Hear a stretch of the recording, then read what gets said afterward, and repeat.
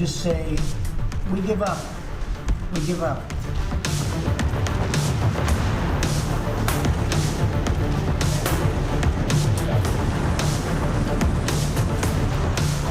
The Straits is basically the equivalent of an economic nuclear weapon that they're trying to use against the world.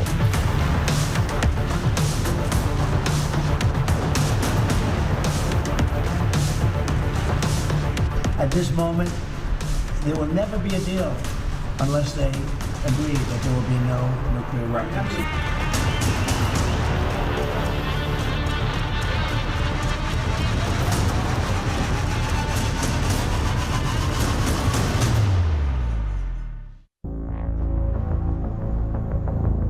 Amerika Serikat dan Iran masih belum menemui kata sepakat dalam mengakhiri perang.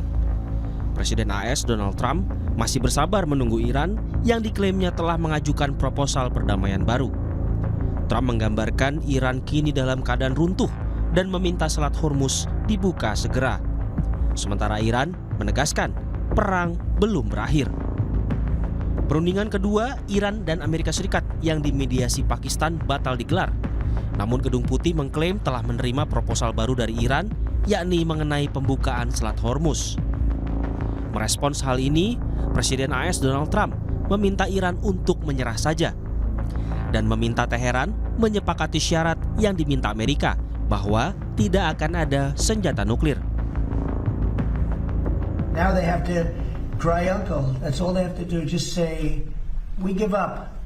We give up. But their economy is really in trouble. So it's a dead economy. And we have talks. We're having talks with them now, and we're not flying anymore with 18-hour flights every time we want to see a piece of paper. We're doing it telephonically, and it's very nice. I make a call, or I have my people make a call, and you know the answer. The question is whether or not they're going to go far enough. So at this moment, there will never be a deal unless they agree that there will be no nuclear weapons. Persoalan nuklir kerap jadi ganjalan perundingan Iran dan Amerika Serikat.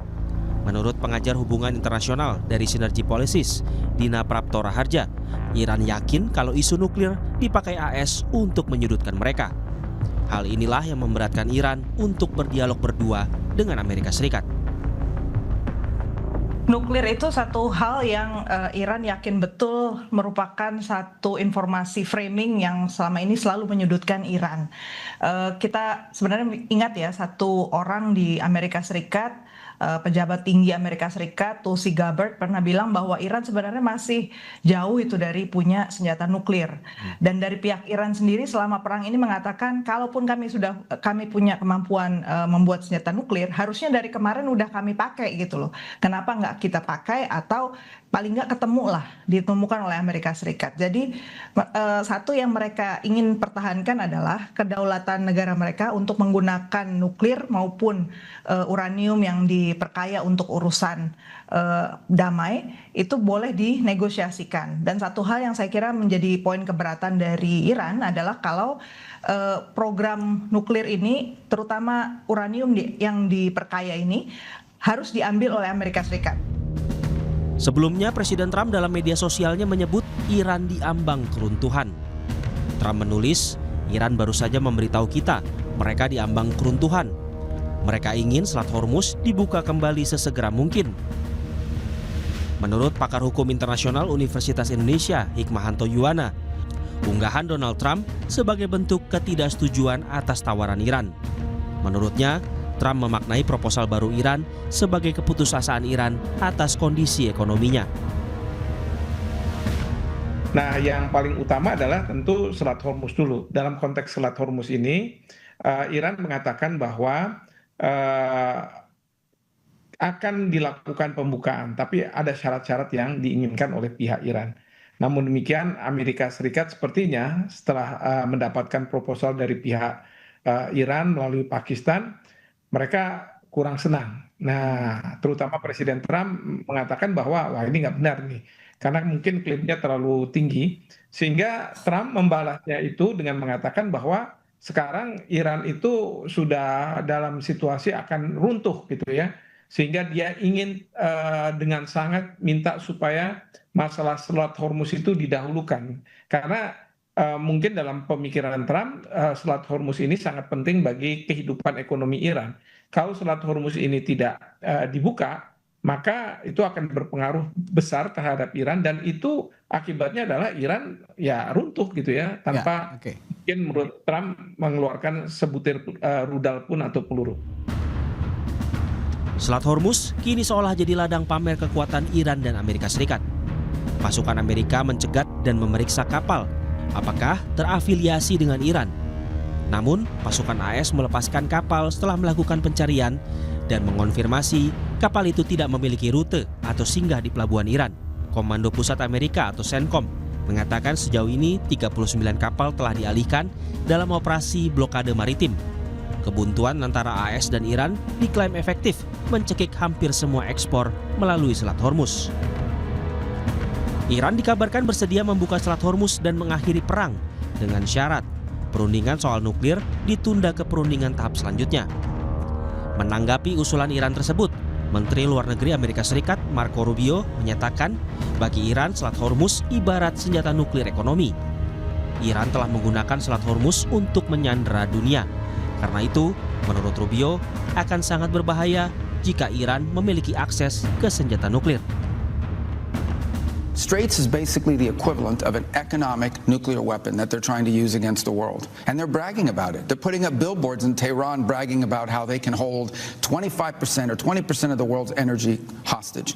Imagine if those same people had access to a nuclear weapon. They would hold the whole region hostage. The blockade is not a blockade against shipping. It's a blockade against Iranian shipping because they cannot be the sole beneficiaries of an illegal, unlawful, and unjustified system of tolling and control in the Strait. Lalu benarkah Iran menginginkan perang usai? Juru bicara militer Iran, Brigjen Muhammad Akraminia, menegaskan negaranya tidak menganggap perang dengan Amerika dan Israel telah berakhir. Militer Iran telah memperbaharui basis data target-target serangan militernya selama gencatan senjata. به دلیل اینکه اعتمادی وجود نداره به امریکا و دشمنان ما همیشه به همون شکلی که در طول جنگ عمل می‌کردیم با جدیت تلاش کردیم اهدافمون رو بروز کنیم، بانک اهداف رو بروز کنیم.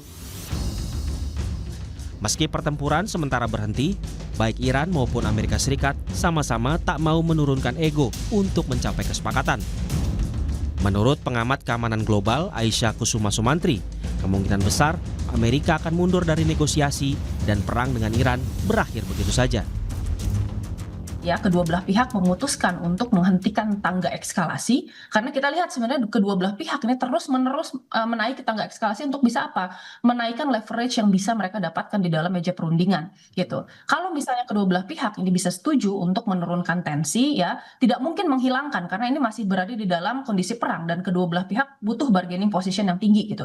Lalu yang kedua, ini ada skenario lain, ini terkait kemudian ketika ya salah satu pihak ini mengalah dan satu pihak lagi kemudian ini tetap ini ketat dengan kemudian persyaratannya, maka kita melihat bahwa ini merupakan salah satu hal yang sepertinya agak mustahil untuk terjadi. Nah, skenario ketiga sebenarnya ini ketika Amerika Serikat pada akhirnya ini tidak mau lagi berunding karena merasa bahwa ya mereka butuh waktu dan jeda sampai ke pembeli sela untuk bisa ya establishing kekuatan Republikan di dalam negeri gitu. Sehingga apa yang terjadi nantinya itu akan seperti di Korea Utara dan Korea Selatan. Secara status masih berperang tetapi ada gencatan senjata dan negatif peace yang tercipta untuk bisa menimbulkan space bagi negara-negaranya untuk tetap beroperasi secara normal. Ya, at the very least yang dikatakan ke publik bahwa peperangannya sudah berhenti terlebih dahulu. Presiden Trump kini dikejar tenggat waktu oleh Kongres Amerika Serikat mengenai perang di Iran.